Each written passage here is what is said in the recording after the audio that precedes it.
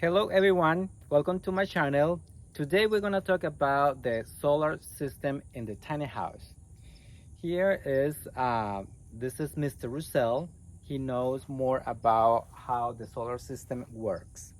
So he's going to explain to us how it works, like how many panels we have, what type of battery we have, how the panels or how the battery stores the energy and all this kind of stuff. And also I'm gonna have questions. And we built the house ourselves, so but he has more knowledge about this.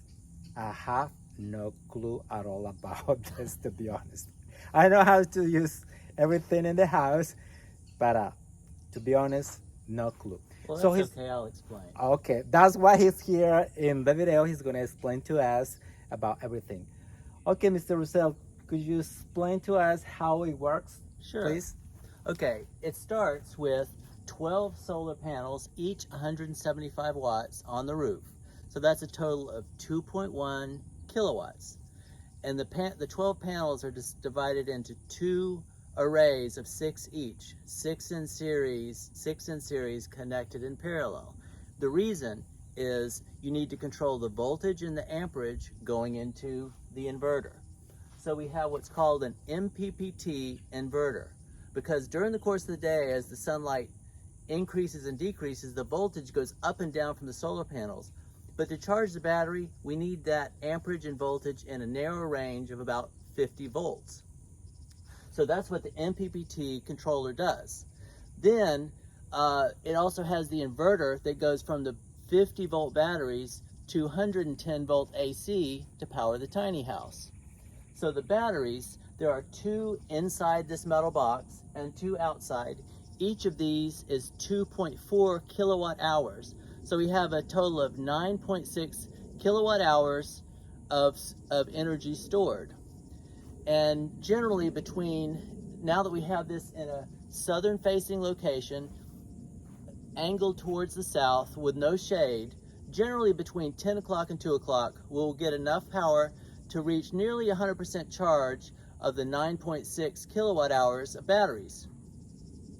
And then generally during the night, running the air conditioner, cooking in the morning, making coffee in the morning, all of those things, we'll generally get down to about 40 or 50% of the battery. And we have a monitor inside that constantly shows, are we charging, are we discharging, how many hours left until the batteries are depleted. Now, if we end up in a situation where we have 5 cloudy days in a row and we don't get enough power, this inverter also has the ability to plug it into a 20 amp outlet, just a regular household outlet. And since it's on wheels, we just roll it up to an outlet and plug it in for 4 to 5 hours and completely charge it. So it means like for instance, my suggestion, yeah, my recommendation is, for instance, if the day before, if we're gonna check the weather, if the next day is gonna be like a cloudy day, so we take the battery to the house and then leave it charging all night. Right. So because at night, so if it's special, in this time in Florida, the weather is not too hot, so we don't need the air conditioner. So it's gonna be good to charge her at night. Right. So because if it's gonna be the whole day is gonna be clouded, so you have to keep in mind that cooking, even that we have, what is that type of stuff that we have? Induction stove. So even that it takes less energy, but sometimes when you don't have much storage energy in the battery, so you're gonna have those times that you have to decide what to cook, because there are some meals that it takes more time and consume more energy, right? Right. The number one would be, if you boil a pot of water to cook pasta, you're gonna drain the battery down a good bit. If you're just frying eggs in a pan, not so much. It's Oh. pretty easy. Okay, that's great. So this is gonna be one of the options, to charge the battery at night. But also, what about if that night is hot? So that's another thing. Like in any point, if the day is cloudy, you guys have to make a decision if the charger at night or in the morning, in the afternoon. So that's the case. Also, but if you have like a very low location, like just Mr. Russell explained to us, like what is the best location in this It should part? be angled facing south with no shade.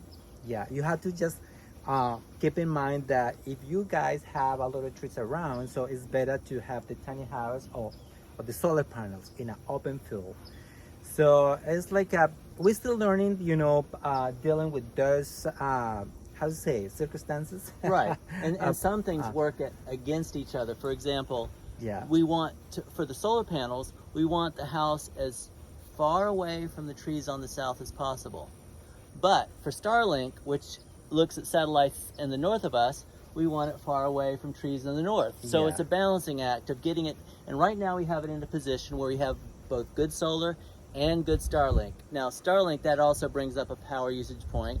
So our just our steady use for just the bare minimum. So the bare minimum, we always want to keep our refrigerator, freezer, and Starlink on. Those three things together run at about 250 watts.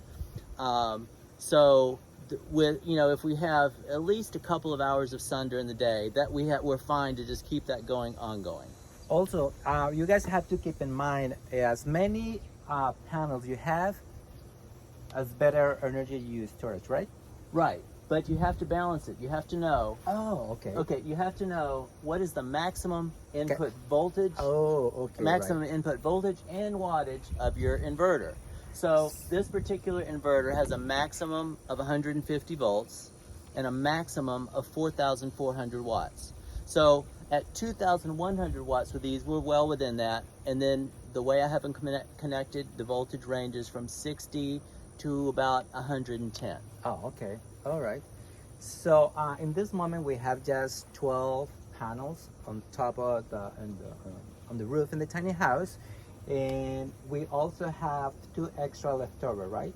Yeah, That so we we're going go- to put those We're on gonna top put of it here this. on top of the mini house to have more power. Let's say like that, right? Right, so that's going to get us a little bit closer to the maximum voltage of 150, but that's Okay. going to charge a lot faster. Yeah. So another thing that we keep in mind as since the beginning is to use like devices at home that consume less energy. For instance, the induction stove was a very good option.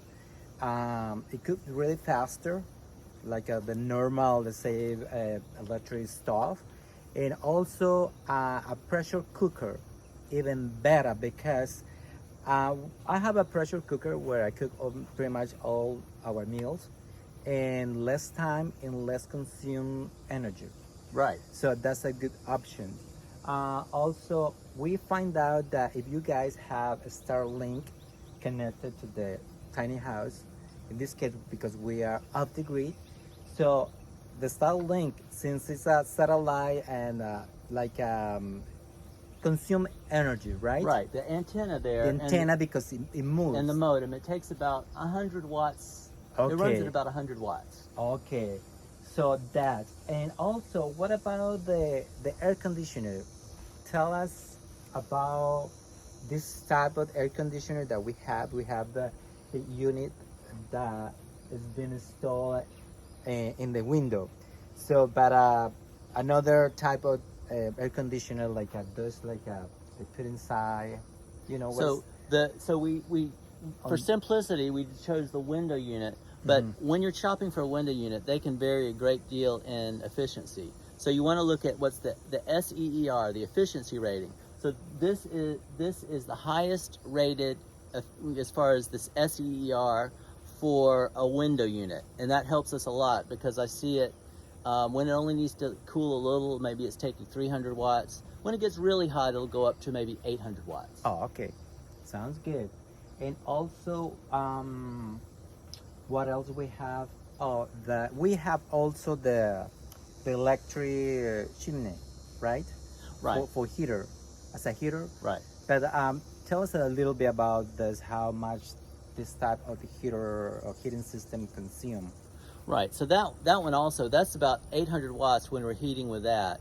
So that can run the battery down pretty quick. Fortunately, doesn't get cold very often in Florida, and it doesn't get very cold at that. So maybe we run it 2 hours during the day, and that Yeah, keeps it as warm yeah. as we need it. Oh, okay. Yes, and since our tiny house is very well insulated, right?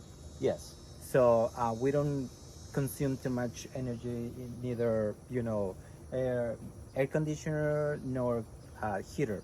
So we are doing pretty good. So all this information about the cooling and the heating system is about in this location in Central Florida, because in another states like in the north of the United States, so you guys might need more heating system, more, you're gonna consume more energy if you gonna pick this type of heating system.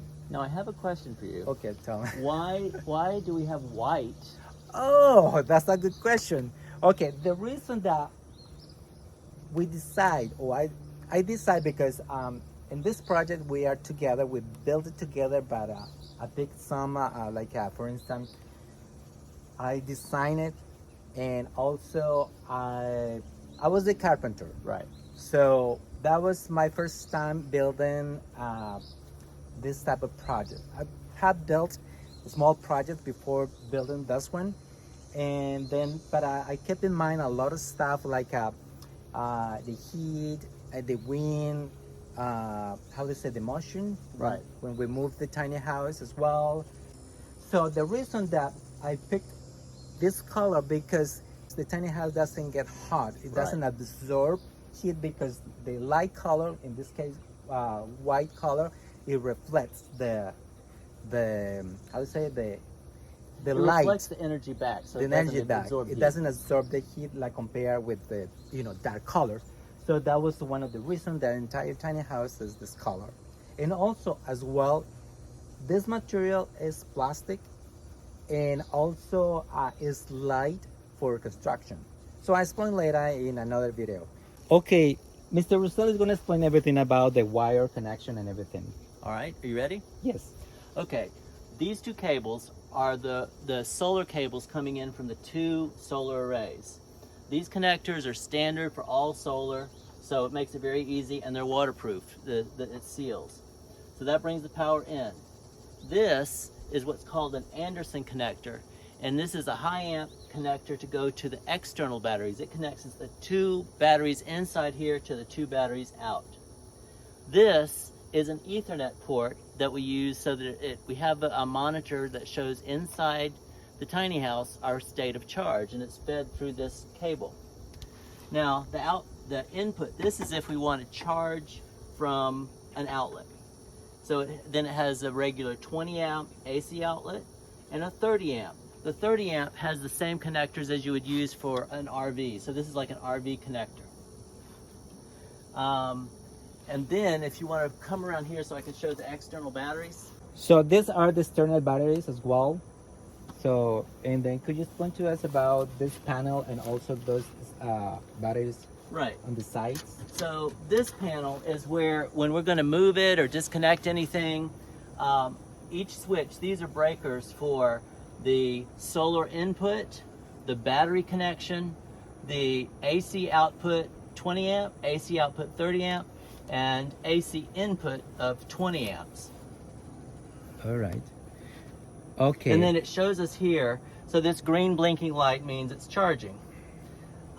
When we see the yellow light blinking, it says it's providing AC through the inverter to the tiny house. This is a Bluetooth module so that wirelessly we can check the status. All right. There's an iPhone app to do that. Do you want me to open the big door? The big door on the other side? No, this one. Okay, yes, please. So it's gonna show the batteries inside, right? Yeah. All right. All right, now I'm going to open this big panel here to show the insides. So here is the inverter. What that does, it does two things. It takes in a varying voltage from the solar panels and narrows it down to the 48 volts we need for the batteries.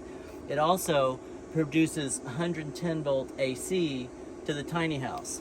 These are the breakers to make sure if there are any shorts or whatever, it would flip the breakers. This is also how I turn everything, if we're going to be moving it, transporting it, or storing it, I would turn all of these off so that I'm not draining the battery or anything like that.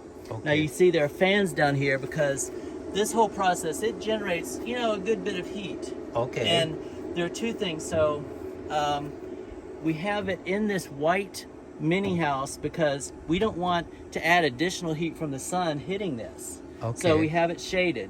Okay. And then the bottom here is open so that air can flow. Could you explain to us what is that device there that it shows some numbers All right, there? this one is showing the temperature of the batteries. Oh, okay. Now the temperature shows. So you can see the batteries get pretty warm just from their normal discharge. Oh, okay. And that's why we don't want sun to be adding more heat to the batteries. So that's why we built the mini house to protect it. And made it white. Okay, that's what.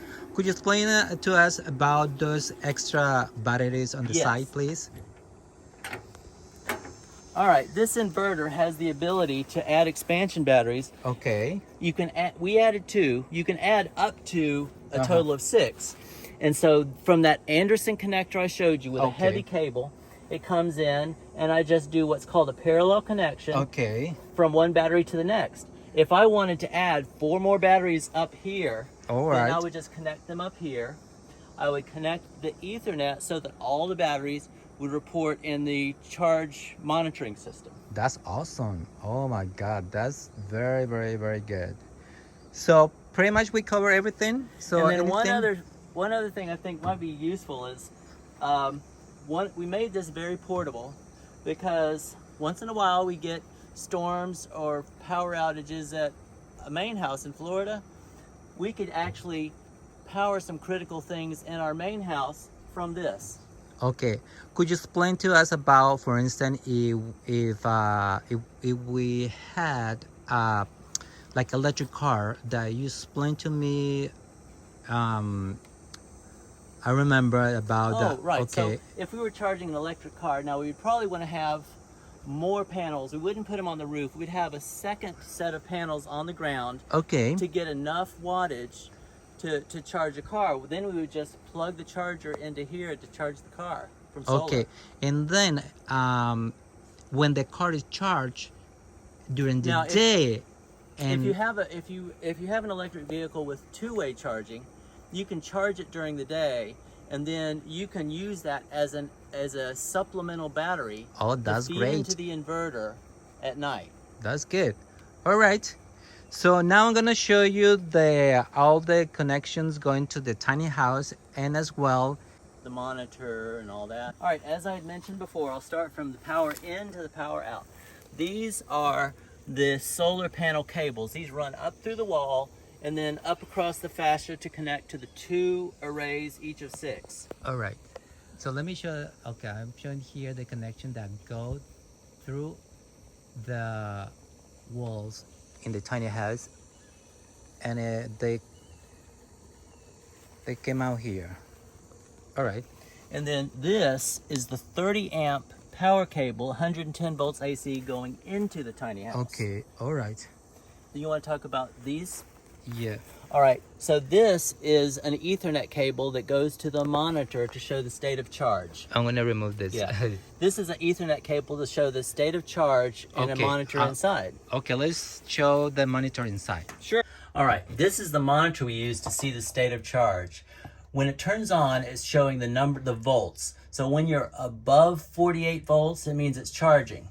And you can see this little blinking battery thing. It says it's charging. That makes us happy when we see it charging. So now it's charged of 48%. I mean, oh, what's that? No, so that's the voltage. I'll get to the percent in a minute. All right. And I'll tell you, so if we're draining the battery, instead of showing the battery blinking, this would show a number of hours. And that's the number of hours you have before the battery is depleted. That's a very useful thing to know. Okay. Now, here you see SOC state of charge. So our total battery array is at 19.5% charged. And it's charging more now because you see the battery blinking. And I'm guessing by 2 o'clock today will be closer to 80 or even 100%. Okay, So that's the monitor. that's great. Okay, pretty much we cover everything our solar system in the tiny house. So thank you, Mr. Roussel. You're welcome. Okay. If you have any questions about how we set up the solar, the watts, the volts, any of that, the parallel and series panels, just post a comment with the question on the video and we will get you an answer. Cool. Thank you. Thank you. So don't forget to give us a like and also subscribe to our channel and share our video. Okay, have a great day. Bye bye. Bye.